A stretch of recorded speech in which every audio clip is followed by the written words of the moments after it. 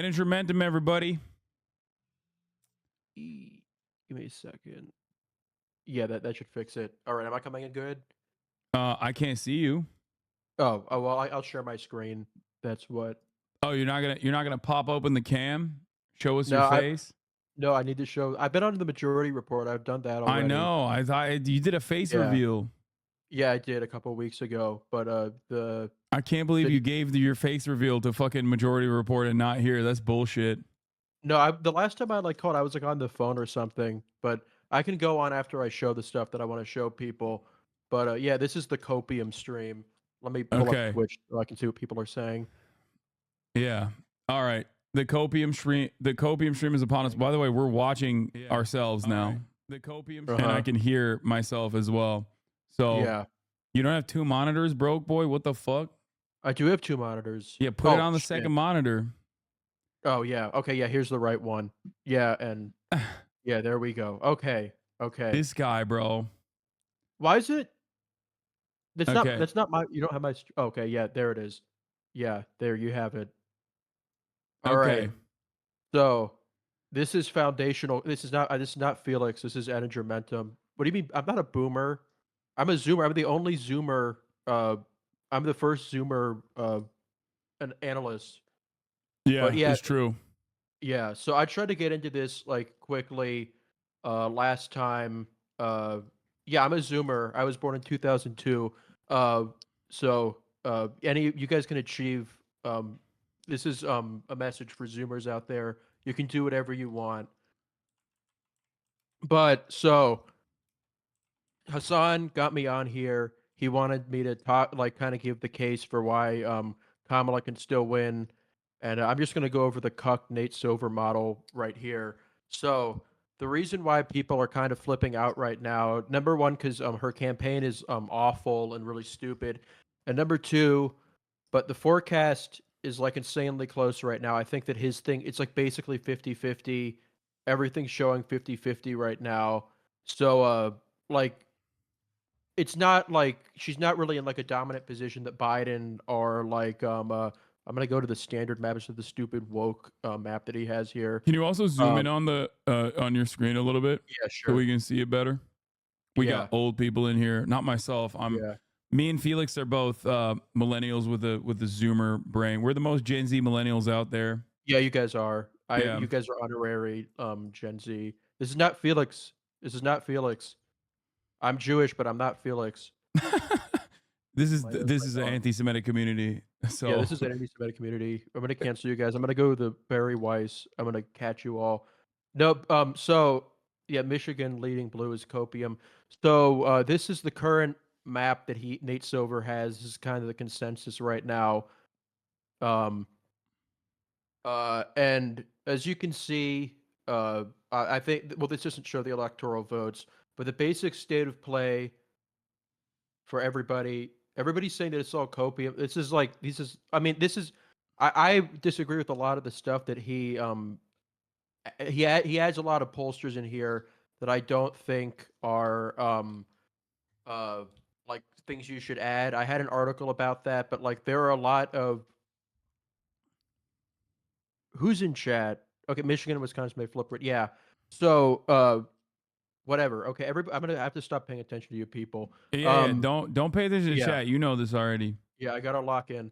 Okay, but so basically, the state of play for this election, just to go over the really basic stuff for like the stupid people, I guess there are like like seven or so states. It used to be six, now it's seven states that are like legitimately important.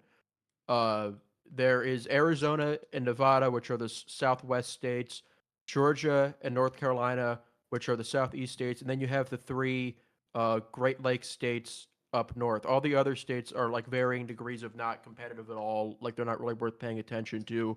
Yeah. Florida, Texas, like I wouldn't say she's not in a position where those are going to be relevant at this point. I very much live in the world where like the New York Times poll had Trump up by 13 in Florida. That I think was like feels a little accurate, like compared to the ones that show it more competitive.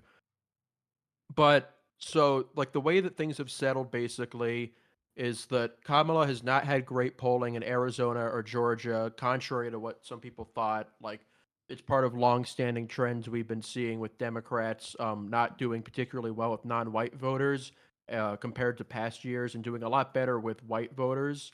Yeah, my profile picture has been Berlusconi for years. Um, yeah, nobody who are people on Reddit saying that like Texas and Florida are gonna flip? I mean, I don't know, but Stop they're reading not. chat. Yeah. Okay. I'm sorry. Sorry. Um, but Lock in. Lock okay. in. Okay. Yeah. So the path for Democrats always has been like they get to like 230 or so electoral votes with all the blue states here, like the Northeast, Illinois, these mountain states and the West Coast and Hawaii. That gets them to a position where if they get Wisconsin, Michigan, and Pennsylvania, Yeah. they get to exactly 270 electoral votes. It's the bare minimum you need to win, but that has always been the path. It was the path for Biden when he was in the race because he polled very poorly with white, especially poorly with non-white voters, but he was holding a little tougher with white voters. Kamala has improved a lot among non-white voters, maybe not to like the extent she may need to win, but she's definitely like competitive in Georgia, North Carolina, in the way that Biden wasn't. But those are kind of at this point don't look to be the ones that will decide the race. These three will, like Michigan, with Wisconsin, Pennsylvania, and the kind of the state of play that was pushed, I think, by a lot of the centrist pundits who were really angry over Josh Shapiro not being picked, was there was an assumption that Wisconsin and Michigan were kind of leaning towards her, like kind of solid for her, but that Pennsylvania would be the one that would decide the race. There was tons of focus on Pennsylvania, a lot of polling there compared to other places. And her, like, when we got like a trillion polls there, and they all showed either like basically a tied race or one with her up by like 3 or 4 points. And that's kind of a variance you'd expect if she was leading in that state. So, like, I think coming out of the debate when like the race kind of stabilized a little bit in her favor, she looked to be on a solid path to getting 270 electoral votes. And that was kind of, I wrote an article like last month that I promoted a lot and I still fundamentally do believe in, that said like the race I don't think was a toss up. I don't think it's 50. I didn't think, and I still kind of don't think it's 50-50 in the way that people have like kind of just defaulted to saying it is. Yeah.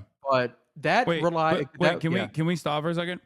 So yeah, sure. your analysis on this, or your confidence on the on this, comes from your special elections coverage, right? Like Yeah. you're looking at special elections and you're looking at like active voters, like Yeah, real the enthusiastic voters, and mhm. how and you know, normal, I guess, in air quotes, voters, and how they participate in these other like off-season elections, Yeah. which heavily favor the Democrats. Even the midterms in 2022 also showed Yeah. a lot of motion for the Democratic Party at a time when, like, if you just simply looked at the living circumstances and how primaries are supposed to work as like a approval rating for the administration, at a time when they're experiencing negative real wage growth, like it was expected that there would have been a red wave, Yeah. and yet that did not happen. Um, Yeah, Democrats won at least one race, like a major race, a governor or senate race. They won at least one race in all six of these states. North Carolina didn't have any statewide elections in 2022, but they won the Senate race in Georgia. They won the Senate and governor's race in Arizona. They won all the governor's races in Wisconsin, Michigan, and Pennsylvania. Or they did lose the Senate race in Wisconsin and the governor's race in Georgia. But what was really encouraging for them, and what I thought like would put them in a solid position, what I still am kind of leaning on, is that their results in 2022, and yeah, the polls were accurate in 2022. That is something somebody mentioned that, and I think that that's worth considering. I'll get into like the idea. There's sort of a cope on the right that the polling is biased against Trump, and that Kamala only having a small lead means that Trump is guaranteed to win by a large margin, but that's not true. At least that's not guaranteed to happen. It's not any more likely. Yeah, polls. Well, you don't know that they'll be more accurate, whatever. But so specifically, the results in the three Midwestern states here were very, very strong for Democrats, even compared to the rest of the country. They won all the statewide elections in Michigan by double digits or close to double digits. They won the governor's race in Pennsylvania by 15 points. The Feder Chud won by 5 in his Senate race, which I thought was a really kind of like stunning result. They won the governor's race in Wisconsin by 3, and in the Senate race in Wisconsin against an incumbent who has won 2 terms, Ron Johnson, uh, they only lost that race by 1 point while running a very left-wing candidate there, Mandela Barnes. I don't know if you're like familiar with him, but he was Yeah. one of the more left-wing candidates of 2022, and I thought he did very well given the circumstances. They, especially since he was very underfunded, they Well, the uh Democratic Party had different priorities at that time. yeah, They had to funnel as much money as possible to like races yeah, that they were going to lose by 20 points on, you yeah, know. in Florida. Yeah. Yeah, well, yeah, 2022 is before Gaza, and I'll get to that in a little bit. So that could be a factor. But I mean, at the same time, one interesting thing in Michigan is that in Whitmer's race, when she won by 11 points, she actually saw some slippage in the Muslim areas in Dearborn and Hamtramck, Hamtramck, however it's pronounced. But that wasn't because of Gaza. It was actually over social issues because there are a lot of like conservative kind of imams who have a lot of influence in Yeah. those areas who didn't like that she was more pro LGBT and Important pro-trans. important note to add in electoral trivia is that a lot of the Muslim population in the United States of America pre 9/11 was definitely, at least, like, I can't speak on their conservative social values, but certainly were resilient Republican voters. Yeah, And they voted post for Bush. 9/11, they swung heavily in the Democratic Party's direction for understandable reasons. Yeah, but they were sort of an interesting part of the coalition. That was definitely over cultural stuff, foreign policy, because Democrats were less pro-Iraq war. There was a anti-interventionist tendency among mainstream liberals back in the 2000s that you don't see now in the party in a way. Like a lot of the shit that like people people got angry at Noah Cohen the other week because they said like, oh, they're spending all the money in Israel, they're not spending any to help with the hurricane disaster relief.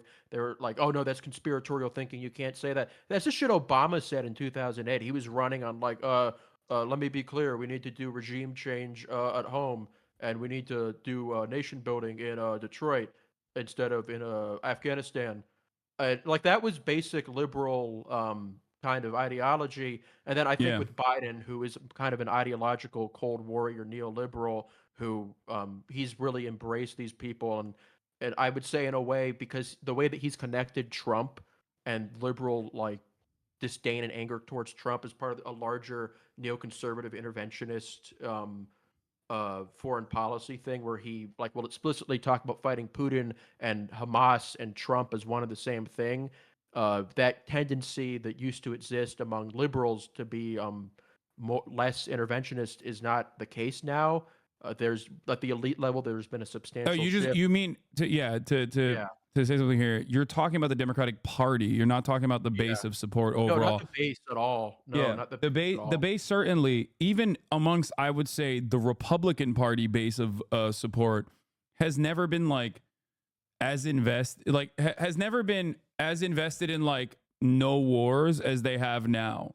Like, I would say Yeah, that even the Republicans, for one reason or another, I think like mainstream media will cover it as like they are pro Putin, but even in terms of like Ukraine, and definitely a similar attitude exists for Gaza as well, where they're just like, I don't want this shit. Like, I don't want to hear about it. At least I don't want to hear about it. Like, I don't want it to keep yeah, happening, and I don't want my tax dollars going to it, is the prevailing attitude, I would say, broadly, which Donald Trump, I think, expertly captured in 2016 as he presented himself as a peaceful dove against Hillary Clinton, that he yeah, successfully, with not much, not much momentum, he didn't really need to do too much, successfully presented Hillary Clinton as a warmonger, which she was. Now, yeah, they're trying to do that right now, but the Trump administration, I mean, the Trump campaign is like woefully incompetent. Like, they are yeah, so unimaginably incompetent that they're failing to do that.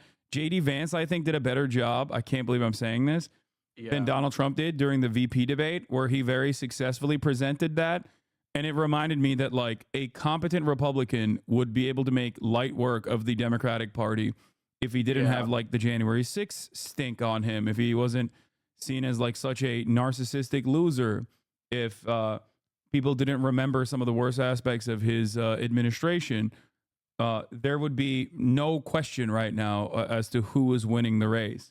It would Yeah, there was absolutely I be the remember Republican Party. one poll that really sticks with me from last year is there was a poll that showed, like, Haley leading Biden by 20 points, which, but at the same time, there was also a poll that showed, uh, Kamala leading Vance by 21 that was last month. So I think moderate republicanism nationally is, uh, can be very popular. I am a little skeptical, and I'm gonna write something about this soon. That people explicitly trying to model themselves after Trump. I don't even if they aren't Trump, I don't think that they might do well because Trump, and we've seen this in polling recently, has an advantage over a lot of other Republicans in that people see him as experienced and a strong leader in the way that someone like Kerry Lake or even DeSantis doesn't really poll well. So, strangely enough, and contrary to a lot of conventional wisdom, we've seen at the Senate level a lot of the Trump acolytes have polled a lot worse than him, despite kind of hypothetically maybe being more palatable in their background because they lack the credibility and experience that people think Trump has, which I think is something that people didn't really expect and could be a big problem for them long term. Someone trying to do Trumpism without having Trump's motion is Ron DeSantis, and we all know how that went at the national Yeah. stage. Yeah. So, So, anyways, yeah, no, yeah. Trump is white man's Barack Obama in that respect. Like, if you put a Pete Buttigieg style person out there, or if you put like um, a Josh Shapiro trying to present themselves as Barack Obama, literally, uh, but failing to be Barack Obama, I think people are not going to respond positively to that in the way that they did to Barack Obama himself. Yeah. I mean, Shapiro does have a very strong electoral record, which is kind of a wrinkle in that. But I mean, DeSantis did too, and we saw how that went. But basically, going back to what I But said about I'm talking 2020, about yeah. like Shapiro nationally. Oh yeah, yeah. I could I see feel like that. He faced especially a if you very, very weak opponent.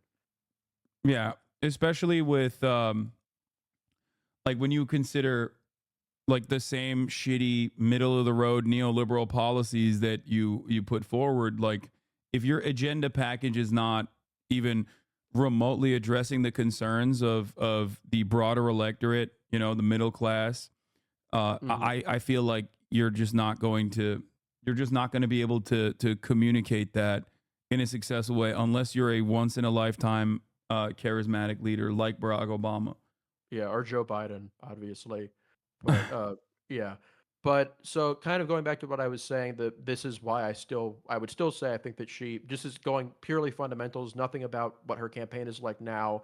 I don't think that she's running a good campaign whatsoever. I really disagree with a lot of her decisions. I think her people are inept and don't deserve trust.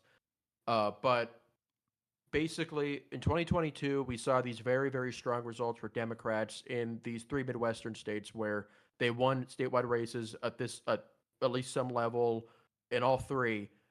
And the causal reason for that, which is this went against expectations that people had, that the Rust Belt would trend to the right over time after 2016. This was kind of a different like direction than people expected. Uh, the main reason for that is abortion and social issues. For whatever, like what people miss about these three states up here, the white voters in these states, even the moderates, is that they are largely socially liberal, pro-abortion, uh, like not necessarily too like crazy about trans issues, not very evangelical like white voters are in the South. So we have seen like lasting Democratic strength with crackers in the North, not really in the South. They've had issues with rural voters in the South, but in the North they've remained strong. So that provides Kamala a path if Trump can't really do particularly well with like non-white voters, rural Southern voters, voters nationally in general. Um, she could still win in these states and win the election by holding strong with white voters in these areas. that is what polling has sort of shown. And I'm going to get to the Washington primary. The real heads are going to know about this. Um, this is kind of like a bit of a cheat sheet for the election ahead of time. For the past number, basically, the case here is that, and I'm going to the split ticket page for this, um, which is they're a very good website that have a lot of detailed analysis for elections like this. Since 2018 or so, the primary elections in Washington, like Washington in the chat, Rise Up, um, the way Washington holds its primaries is This is your that 13 keys, the Washington yeah, primary. this is my Alan Lichtman shit. This is like what I'm on. Uh, but it's real. It's not like 13 keys. But from 2018 onward, what we've seen in Washington in August, Washington has basically a preliminary general election where they have both candidates of both parties on the ballot in a jungle primary where voters of both parties vote in the same ballot line and essentially hold like the election for congressional and statewide races beforehand. I'll zoom in a little bit more here.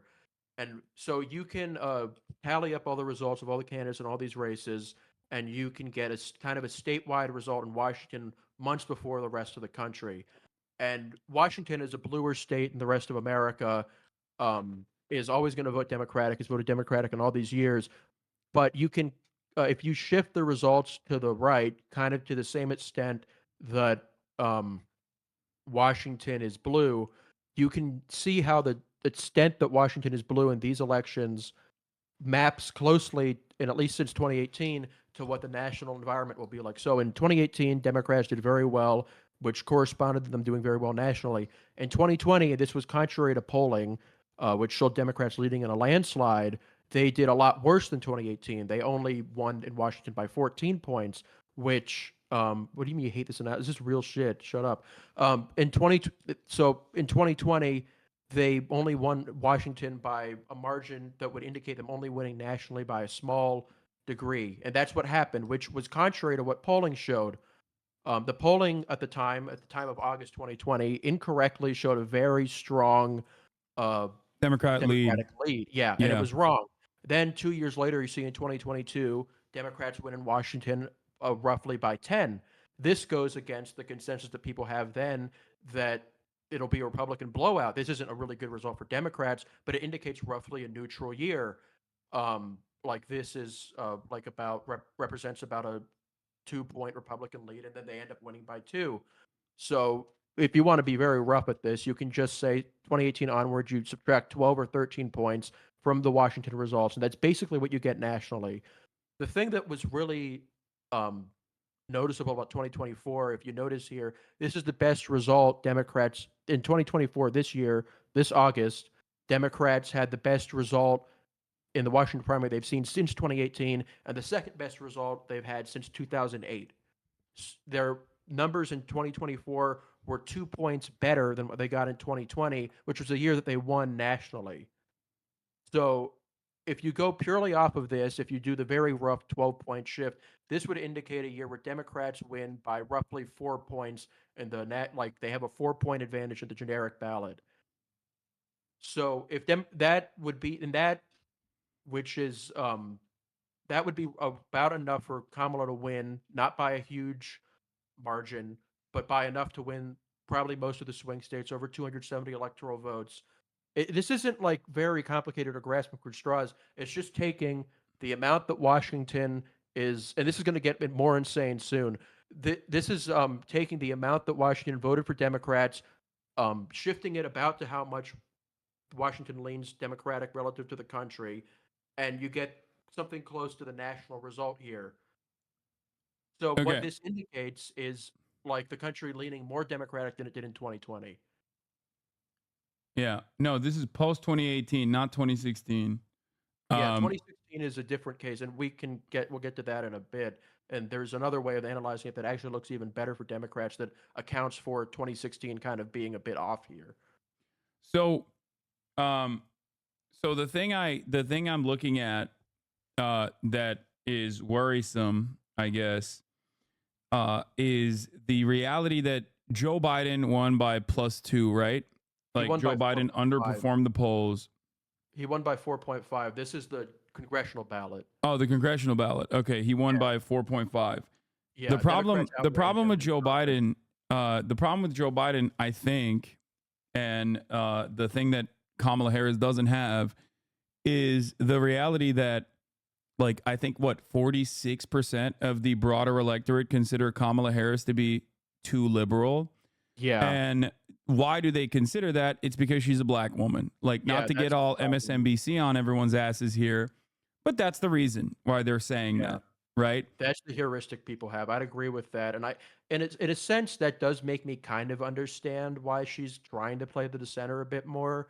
I think that she could do it a bit more, like intelligently, but the basic idea I sort of do get because she's like, as far as voters are concerned, she's kind of already maxed out her liberal points on account of being a black woman. But at the same time, there are liberal policies that are just popular. So, like, there's a Yeah. give and take here, and I don't agree with a lot of what. Like, you don't need to do a rally with Liz Cheney. You just need to kind of present yourself like a strong leader, which is the problem that people have. Yeah. And I think more important than that, she needs to stand on she needs to identify what the problems are that many Americans are facing and address those problems with like direct policy prescriptions. One aspect of this campaign that was fairly successful early on, that caught me by surprise, even, was Kamala Harris putting forward the notion that she would tackle price gouging for Yeah, grocery prices.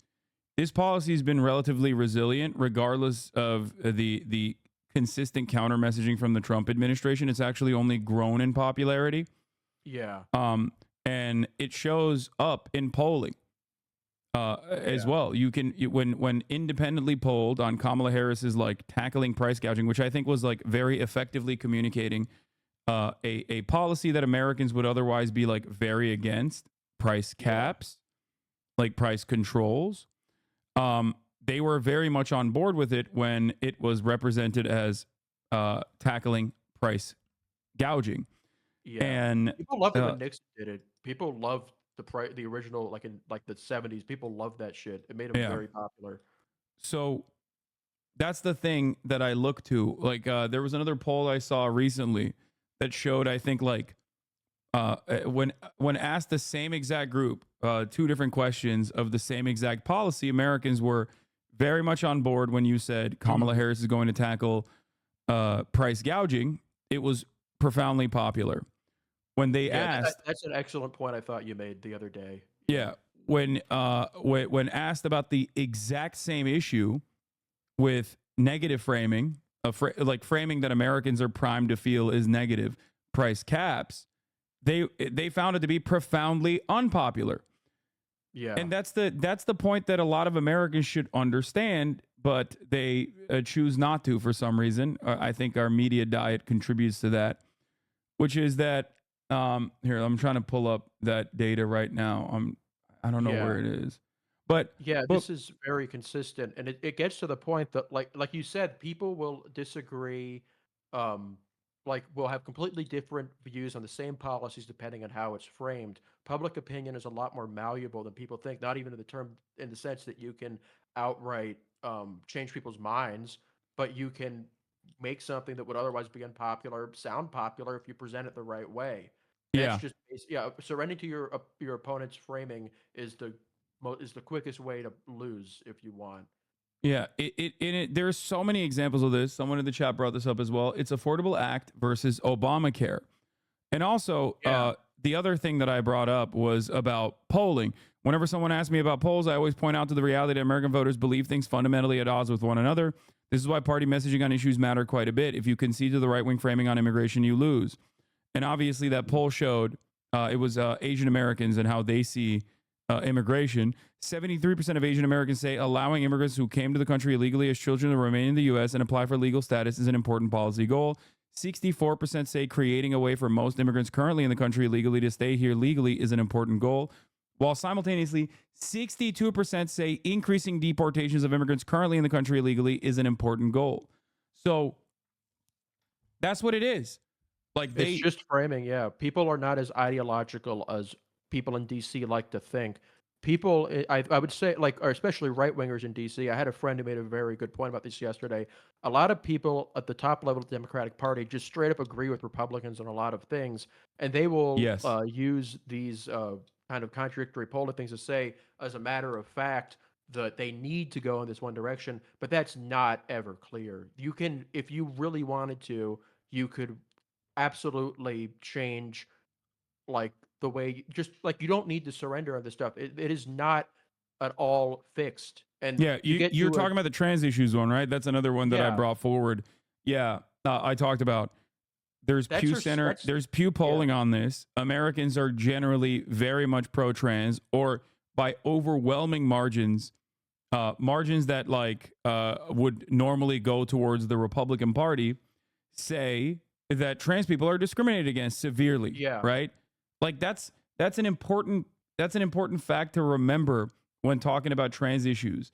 And you can yeah. also always point to the 2022 electoral defeat from the Mhm. Republican Party, especially in races where they heavily leaned on the trans stuff, which is Yeah. hilarious because like they are Yeah. still heavily leaning on that. They're pumping ads with like Kamala Harris is for the they them.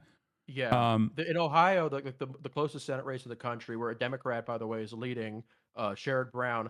I read like there's this one huge Republican PAC. Every single ad they have run in Ohio from over like the past 2 months has been about trans issues, and this is not because it works for them. And I want everybody like in the chat who may be transgender to hear this because they want people to think that they want you to think that people hate you and they don't. There was a poll by Fox News that tested Kamala versus Trump in every single issue.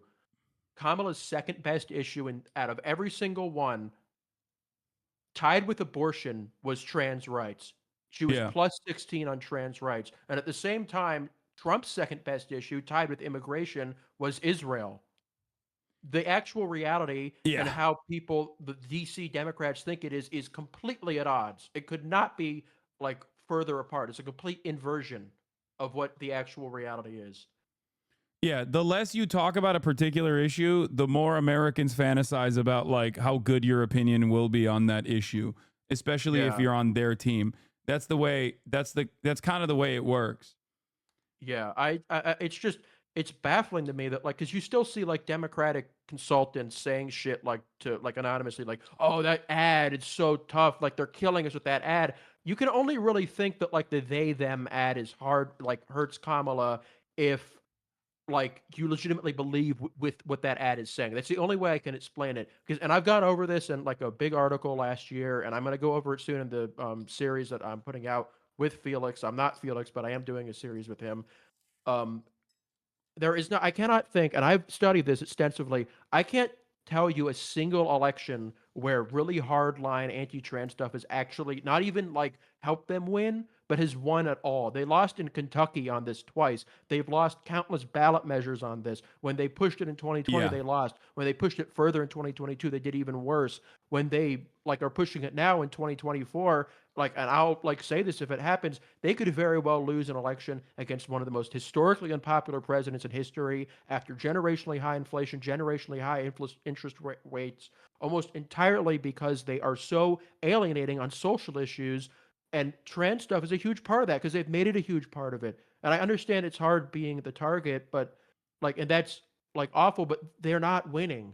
They aren't winning off of this. And if Democrats just fucking wake up to basic shit like polling on this, polling on Palestine, which I really want to get to in like a second, like centrists really want you to think that there is always some huge gap between what you want and what is achievable, and that does not exist. They just Yeah. want that to be the case, and they make it the case. Yeah. No, absolutely. You're absolutely right on this. It is really really stupid. Even though they're hammering on the anti-trans shit. Apparently, there's another trans-focused GOP ad hitting the television. Cruz a super PAC with a disabled veteran Yeah. warning that Colin Allred wants taxpayers to pay for sex change operations in the military, even on kids. All of his Um, shit has been about this in Texas, and he's like he was losing in a poll last month in yeah, Texas. I don't know if they're like doing this as a way to prime the base into making the trans issues like a very important part of the culture war. But as it stands currently, and that might be a gamble that works out in the future, but as it stands currently, most people, like the average American, thinks trans people are weird, but not so much that they literally will go out and vote against like anti-trans bills or whatever. They just don't care about it enough. It's not a motivator. It's not top priority at all for them, in the way that the Republican Party presents the issue. If it was, then in 2016, Donald Trump wouldn't have won on a pro-trans, like openly pro-trans campaign, and had criticized the North Carolina bathroom bill.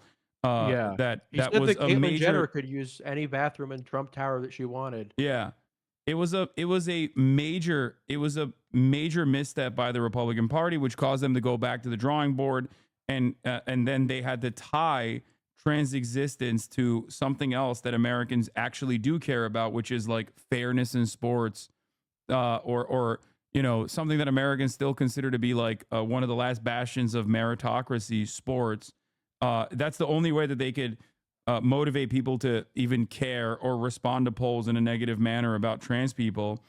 Yet Democrats, I think, see that and think, oh yeah, we have to like slaughter at least 30% of the trans 30% of the trans community in order to get these guys to be on board with us. Yeah, and they've been presenting the kids in sports stuff like a new thing for years. They first started trying that in 2019. It didn't work then. They tried it in 2020. They explicitly said, "Well, we failed in North Carolina because of the bathroom bills. People don't care about trans adults. Oh, but trans kids, we have an angle on this." They've been promising they've had an angle on this for like half a decade at this point. And I would say that the only reason it's gone like become such a big part of their platform isn't because it's some killer issue. There's no proof of that. It's they just don't have any fucking ideas. And they are personally the right-wing people who go to these Christian schools and are personally ideologically obsessed about this. They are the ones who want this to be a big issue.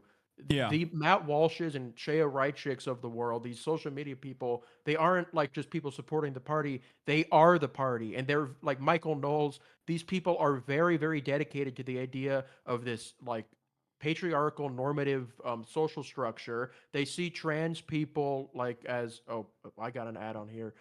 They see trans people as a big like threat to that, and they want to do this crusade because they think it's important. The priority is not winning, it is like pushing this thing that they think is a threat to existence itself. absolutely. And I think like you can genuinely figure out how fucking online someone is by how much value they or how much emphasis they place on like dominating trans people. And you've I am seen this sub. like I just wasn't logged in. you Everything. have you see this with even the likes of like Anna Kasparian and whatnot, who've like fallen down the right wing rabbit hole on this framing on trans shit, instead of just like deflecting away by being like, this is silly weird stuff. Weird was a great counter to all of this. I wish they still Yeah. had that in their fucking in their Yeah. tool belt. Yeah, the guy, like I'm certain you've talked about this, but like they had that CNN article where that guy Geoff Garin went to Kamala after the first week, and they were like, "Oh, great job so far." Like this is a former Biden pollster where he said like, "But don't say we're not going back. You need to focus more on the future and stop saying weird because it's too negative." They've stopped using both of those things, and that guy Geoff Garin is currently still working for the campaign. He was not fired on the spot for that. Yeah, yeah, Christopher Rufo. Yeah, Chris Rufo is a fucking like he's like Godric. He thinks he's Godric the Grafted. Yeah. All right, but getting back to the matter at hand. Here's Yeah. what I think. Okay, here's what my fears are. Kamala Harris is not Joe Biden in the way that like the broader electorate views her, because she's a black woman. Now, the more she runs to the Joe Biden constituency, the more she tries to like rebuild the Joe Biden coalition by saying she's Joe Biden, that she has no differences between her and Joe Biden. I think I think this is a risky gamble.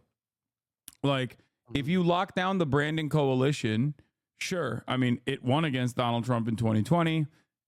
You could technically win against Donald Trump again. I, however, believe that given her background, given the fact that she's a black woman, she's going to have a harder time with that, which is why I always thought that it would be much more successful if she went after the 2008 Barack Obama coalition, and try to take advantage of the momentum when all eyes were on her. She did not redefine herself or reshape her policy at all, and just basically brought the same Brandon team back on board, and they've been running the same the same branding campaign this entire time. I think this is risky.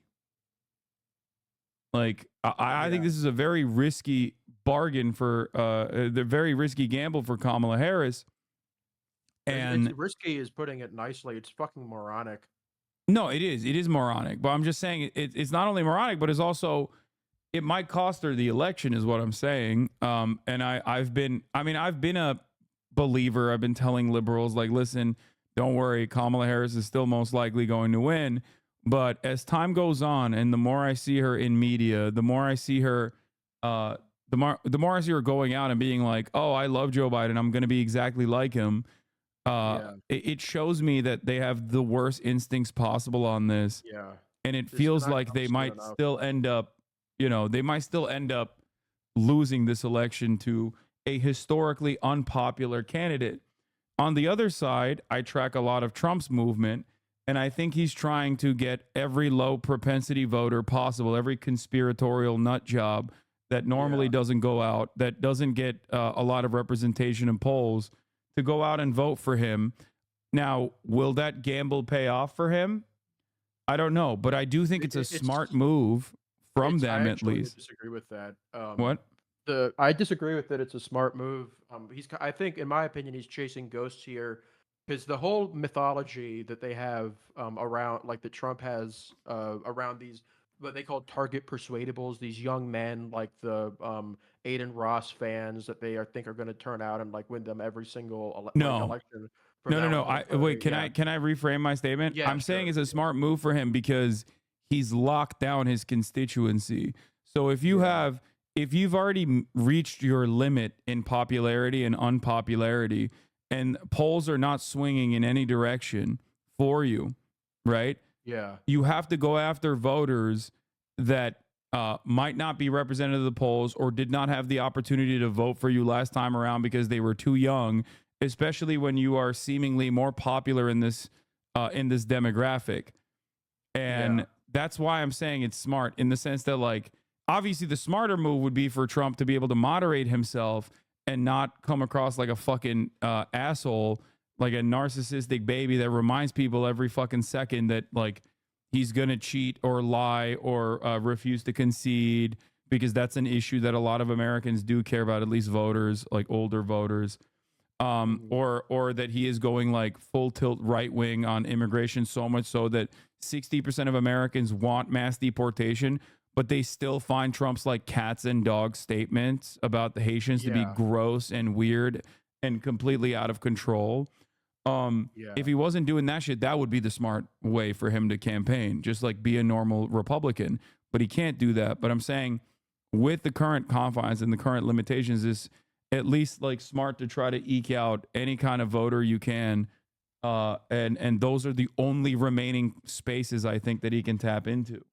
Yeah, but I think like the base like to that extent I think on the very small margins that may work. But the larger issue for them is that they kind of fundamentally don't understand the way that they elect, and this goes back to Dave Wasserman has me blocked. So yeah, the propensity stuff. Yeah, Trump's best bet Um remains high turnout of less engaged voters. Among voters who always show up, Harris still leads by 4, but among low to mid propensity, Trump's back up to a 52 to 45 lead. yeah, that's why you need Chad. You have to want turnout to be as low as possible. You do not want high turnout. The lower the turnout is, the better it is for Democrats.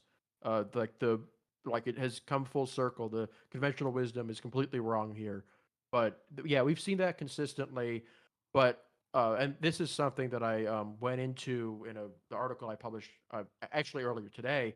Like a guide to right wing cope, like about the election, a guide like to why the stuff that people say that yeah, it is sad that like low turnout is not good for Republicans because they have all the weird conspiratorial freaks like who only turn out like when there's very high turnout are better for them.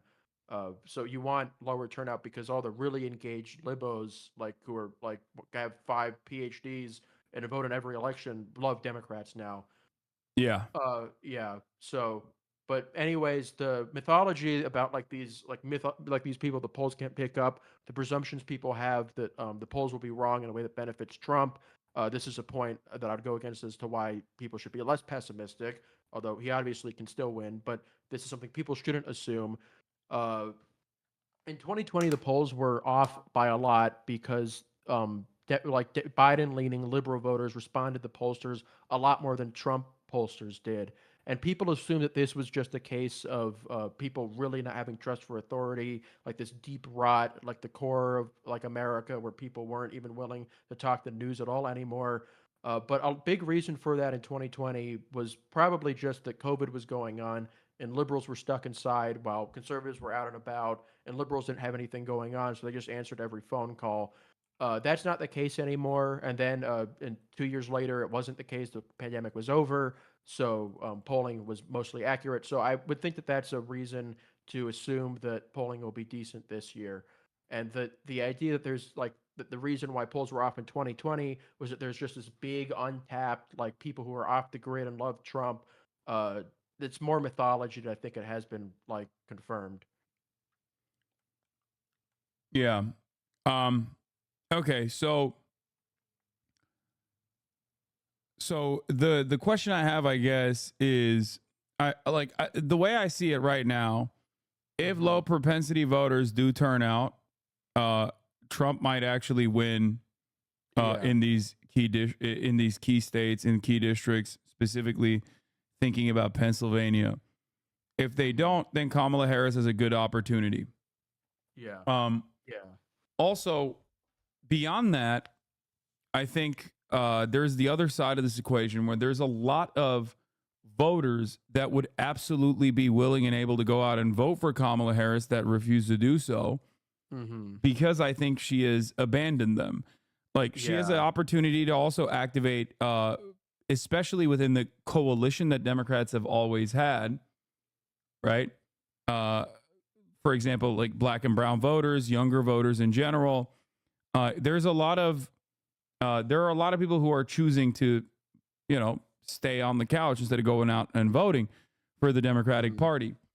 I think a big chunk of these voters that she is just casting aside because she's doing the Joe Biden, the Joe Biden strategy, basically, which people must remember happened at an unprecedented time when there was universal ballot registration, mail-in ballot, like that greatly improved the numbers in terms of turnout because of ease of access, right? Mm-hmm. So I don't even know if like those numbers are the best numbers to look at in terms of like how this election is going to look like.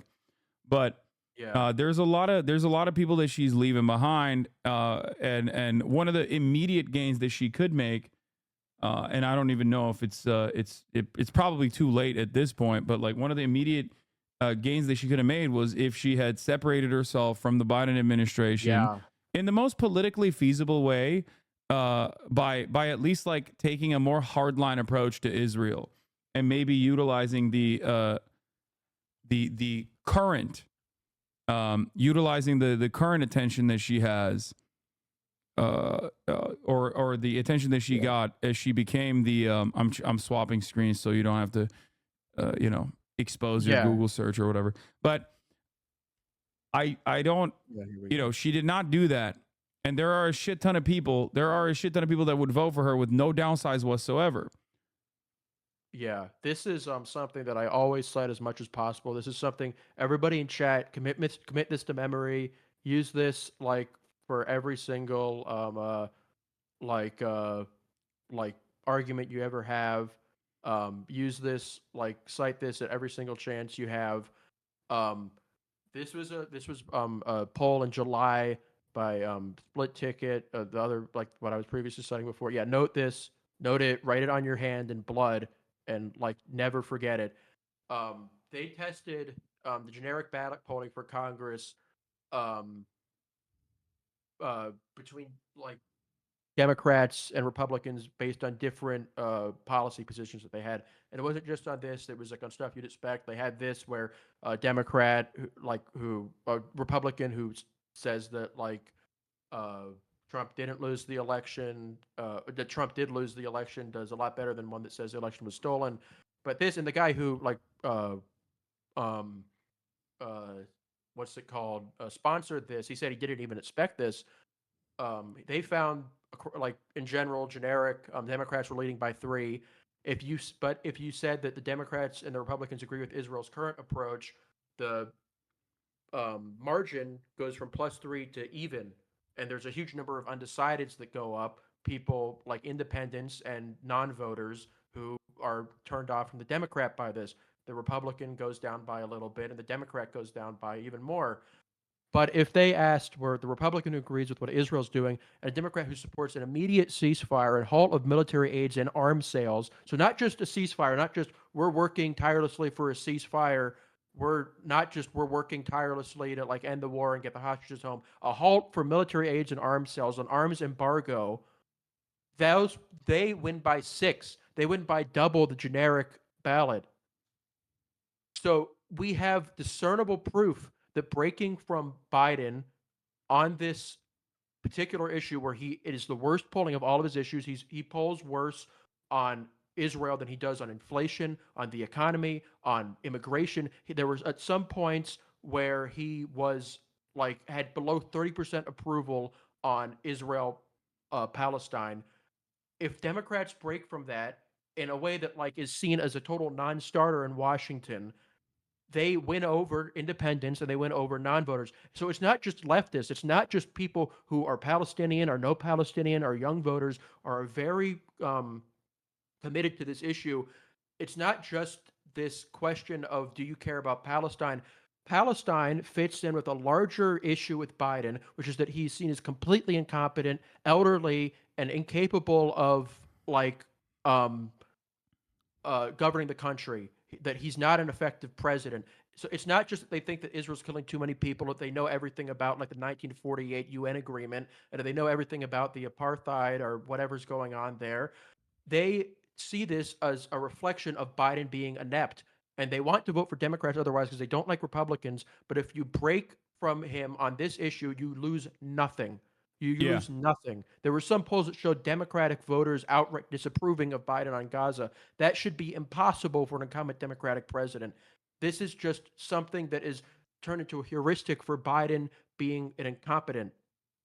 And Democrats sticking with that doesn't gain you anything other than maybe some money from donors that she doesn't need because she's raised over $1 billion in Yeah. small dollar donations, and turns off a lot of people because you connect yourself to somebody who is regarded by the public to be a failed president. Yeah. Every time she says I'm just like Joe Biden, I think she's just hemorrhaging support.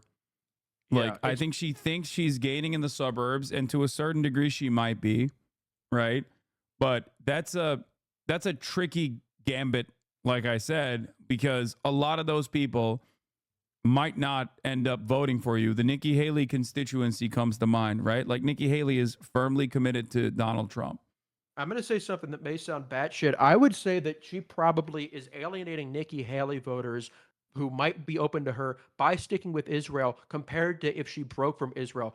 The the reason why Nikki Haley was appealing to these swing voters wasn't because those people are ideological neocons. It's because they wanted somebody who was seen as competent and effective. Nikki Yeah. Haley was seen as young, competent, and effective. Biden was seen as old, incompetent, and ineffective.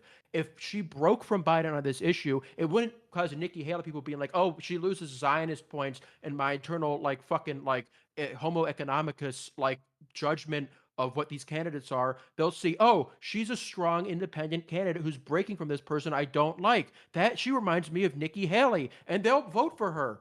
Those Yeah. people will probably be more compelled to vote for her compared all the rallies that you can do with Liz Cheney and fucking like picking up all the endorsements from her dad or like fucking John Bolton or whatever. That is going to get you nothing when getting people to think that you are an effective person who is broken from somebody who is seen as a generationally failed president will make you look effective and strong. And you will gain those voters who are swinging on that issue of competency. No, absolutely. Dog, what strawman is he imagining? No, I fully understand exactly where Edinger Mendham is coming from. He's completely correct on this. One of Biden's biggest advantages when he was running for president against Donald Trump was that he was going to restore America's position as the global hegemonic leader, and that he was going to take the world away from the chaos that Donald Trump presented with like European leaders laughing at him and shit like that. And then Mhm. the last year of his presidency has been the entire world recognizing that this old man, this old feeble fucking buffoon, is getting dog Yeah. walked by his attack dog. That is the reason why Donald Trump was leading on the issue of Israel in a country where the overwhelming majority want a ceasefire and maybe even arms transfers being halted. They still Yes. thought Donald Trump was 30 points better than Joe Biden because he wasn't the fucking president, and Joe Biden was getting cumstered and dumpstered by Netanyahu that hard. It Yeah. wasn't necessarily just about the moral considerations of like backing an apartheid regime that is currently engaging in a genocide. It was also the fact that he looked like a fucking idiot. He kept Yeah. He's doing looked like those an like idiot his leaks. entire presidency. He Yeah, looks inept and lost.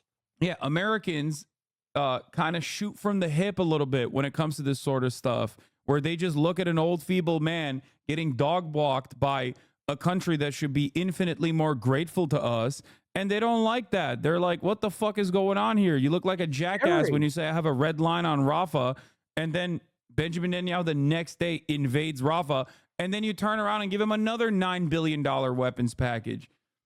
Yeah, It it just goes looks directly weak. They want a it goes strong leader." directly against his initial appeal in 2020. And there was a Gallup poll recently that did make me a little nervous about this because and I'll get to that in a second.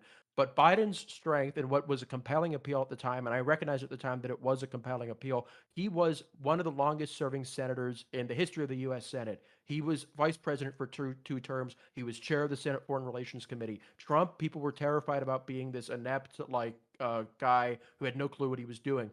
Biden's central appeal was that he was supposed to be the adult in the room, that he Yes. was a decisive, competent leader. Hillary actually beat Trump on that, but she lost because she was seen as untrustworthy.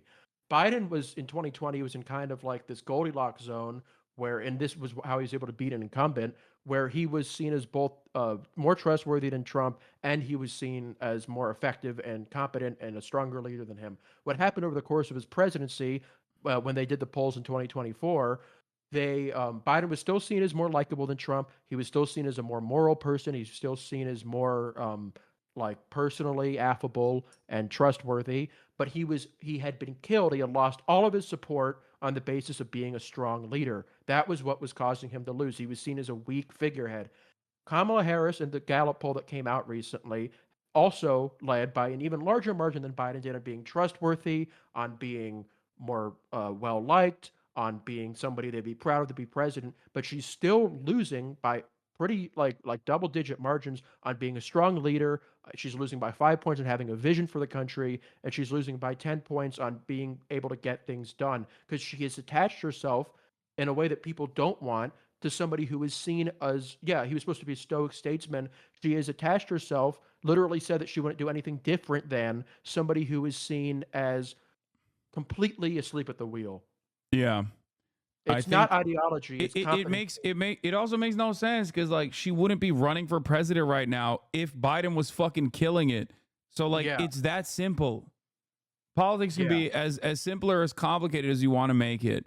But the reality of the matter is Kamala Harris would not be currently running for president at the top of the ticket if Biden wasn't demonstrably so incompetent that he's like gonna lose the fucking race to Donald Trump. yeah, yeah. And it's it's not about winning the election. It's not about wokage, whatever. It's not about at this point. I wouldn't even say that they think that this is a way that they can. Yeah, this is the poll that I was talking Yeah, about. U.S. voters' impression of presidential candidates' personal qualities, like Kamala Harris netting 22 points in terms of being likable, having strong moral character, being honest and trustworthy.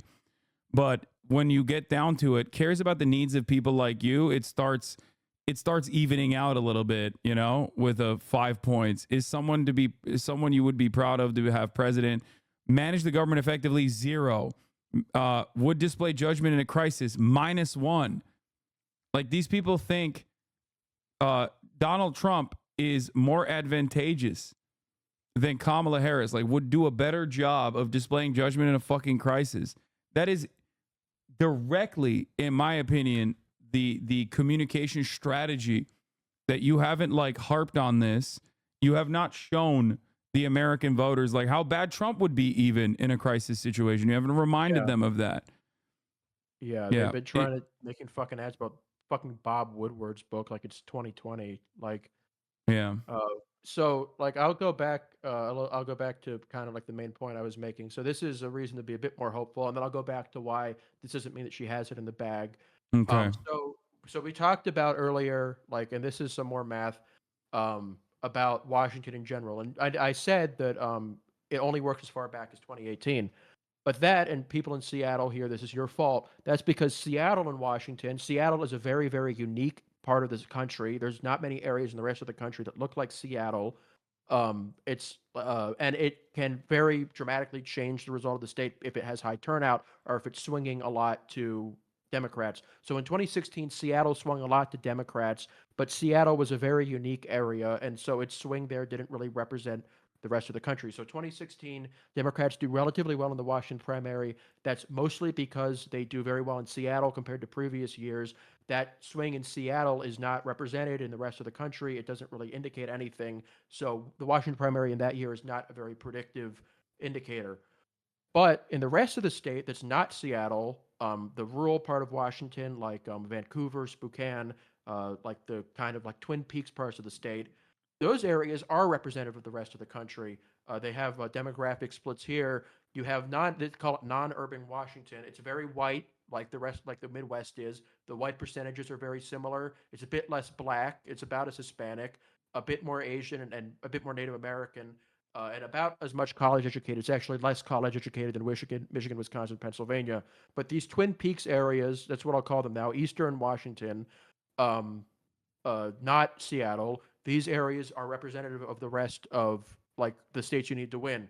So what happens in 2016 is that even though Hillary improves on Obama's margin and like how Democrats did in 2012 statewide, the Democratic margin in the Twin Peaks areas of Washington among like the Black Lodge people, that number goes down even though the state goes to the left. The non-urban Washington zigs while the rest of the state zags in a sense.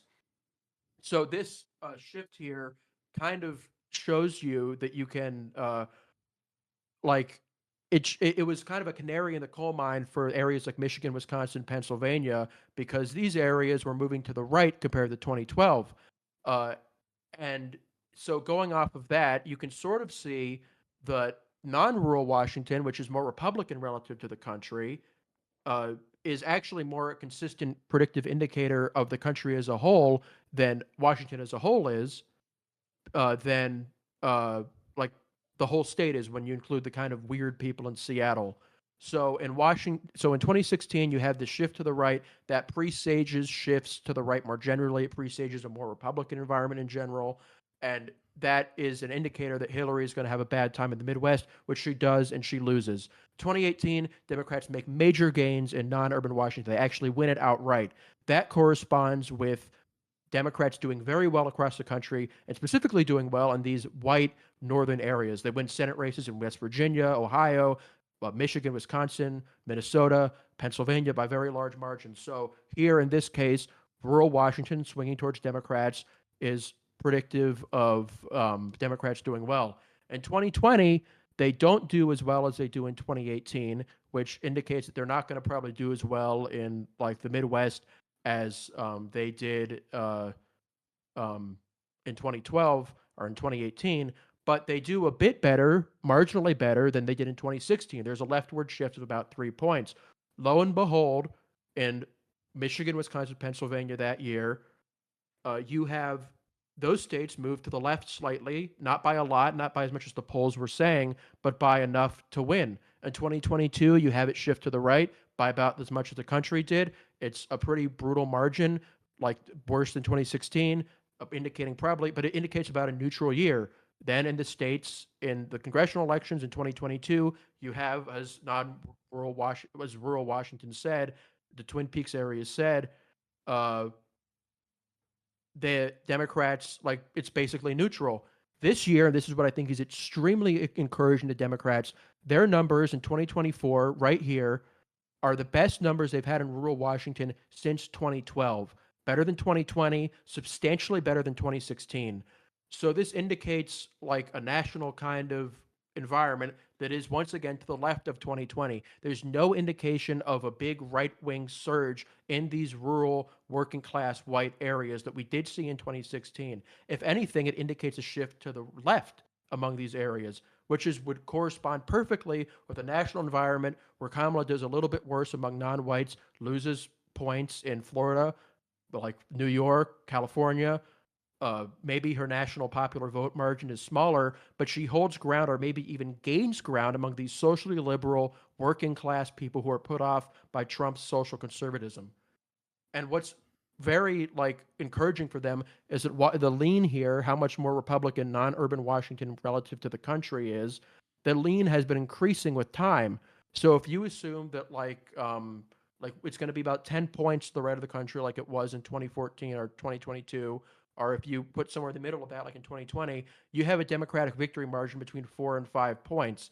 That I think on Nate Silver's like kind of sheet that shows what's her odds of winning if she wins by X amount nationally, that would be a very, very likely win for her. And it corresponds with the polling that we've been seeing that shows a slight, consistent lead for her in these states she needs to win.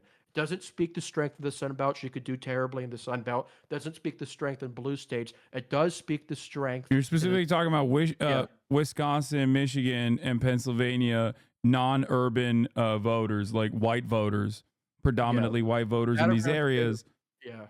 that are more socially liberal than what the National Republican Party presents itself as. Yeah. Yeah, Yeah. I mean, I get it. Yeah. I The problem understand here, the yeah. method here. Yeah. Going back to what we were saying before, this doesn't predict how Kamala Harris will doing. This predicts how Democrats will do. And we know that Democrats across the board, generic Democrats, that's what GCB means, generic congressional ballot, the average Democrat running for Senate or Congress are liked because they are not Joe Biden. They're not part of the Biden administration. They're Yeah. not 80 years old and they're not his underling. I think they also can. Yeah. There's another thing that I always look to. I think there is another statement because, like, if you're running on a congressional ticket, you have to be more policy driven and more policy focused than this like Yeah. overall vibes based attitude that like the top of the ticket can take advantage of. And I think that speaks to the down ballot performance of like Senate Democrats over Senate Republicans in states where Kamala does not have the same margin of victory. Yeah, they're leading by 8 points, 7 points in Pennsylvania. They're winning by 5 in Wisconsin. They're leading in Ohio. They're leading in even in these Sun Belt states. Rubin and Gallego is up by 10 in Arizona, where she's had her worst polling numbers in all the swing states. So the problem with her here is that this paints a strong picture for generic Democrats. Kamala Harris may not be a generic Democrat. She's Kamala Harris. She's part of the Biden administration. That was Biden's problem. That's why I never thought that Democrats necessarily doing well among these voters or in special elections. And this is, I think, a very useful thing because unlike special elections, this was relatively higher turnout. This was like 2 million people voted in this primary. It's not like where there's like 8% turnout in some like state house race. But if Kamala Harris can't succeed in getting people to view her more like a generic Democrat than she is as Kamala Harris, Joe Biden's vice president, then she might not be able to match the performance of the rest of the party. And you'll have people who would otherwise want to vote for Democrats being driven out of desperation, out of Kamala giving them nothing to hold on to, giving them no bone to hold, giving them no excuse to vote for her. I'm confused. Are you Yeah. saying that consistently saying that you're prosecuting transnational gangs and that you love the opportunity economy and you have tears in your eyes whenever you talk about small businesses is not the winning message No, that because that people appeals to don't. white working class voters in these non-urban areas? Yeah, people don't want American Keir Starmer. They want a Democrat. They want Bob Casey. They want Sherrod Brown. They want Tammy Baldwin. all of which have relatively progressive positions. Tammy Baldwin, the candidate running the two-term senator in Wisconsin, she supported Medicare for all her entire career. She opposed the Iraq War. She has positions that are a lot closer to Bernie Sanders than I'd say Joe Biden, and Even she is even leading Sherrod consistently. Brown Yeah, Sherrod Brown. advocated to expand Medicare coverage to 55-year-olds, like Yeah, lower he's a the big eligibility pro-union. age. Yeah, he's always been very like protectionist, like pro fair trade, like supportive liberal fiscal policies. Arguably one of the most liberal senators in the Senate by some metrics. He's like winning in fucking Ohio. So the people don't want a fucking like perfectly palatable like person who never like they never disagree with on any issues, only says things they like that makes them feel good. They want somebody they think is a strong liberal like consistent leader. That's not hard to be, but it is hard to be when you're not breaking from Biden and you're not creating a solid image of yourself. Yeah. I think one of the major issues is like she's going for the television vote. Like she's going for Yeah. the TV audience of people who are historically better off, like more affluent, more comfortable. Like she's going for voters that have a lot of privilege that only care about Trump offending their sensibilities when he's on TV. Yeah, And I like think that crypto. would have worked with that worked with Joe Biden, but a lot of those voters are maybe going to think, well, I think she's ineffective. I think she's weak. They're not necessarily going to go and vote for Trump because they find Trump to be unconscionable or gross or whatever. Or some might actually end up still voting for Trump because of the economy, right? Um, Yeah.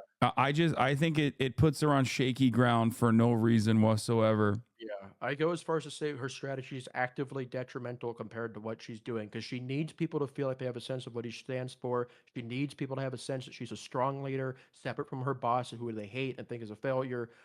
That would look a lot more like making bigger swings than what she's been doing so far. It would look a lot like doing kind of what she did at the start, picking walls, like doing the price cap stuff, like you said. But she has like shirked away from that lately, and it's caused the polling to really kind of stagnate for her. And it like is not in a good of a position who that compared to the rest of the party are like compared to where she could have been otherwise. I still think that like the fundamentals here, my personal opinion on how this shakes out, I think even if she isn't throwing people a bone, people actively want to vote for her enough that they will just kind of be like, oh, whatever, even if she hasn't like really like won my heart over like this. I want to have this strong liberal leader. I want to have Yeah. somebody who like is capable of running the country in the way that like I want, and I'll force myself to see that in her. That could get her over the line. I think the party has seen enough consistent strength in the states that they need that she's probably still on track to get a narrow win here. The Sun Belt, very give or take at this point, but she doesn't need the Sun Belt. She just needs these three states where Democrats have been doing well consistently across the board.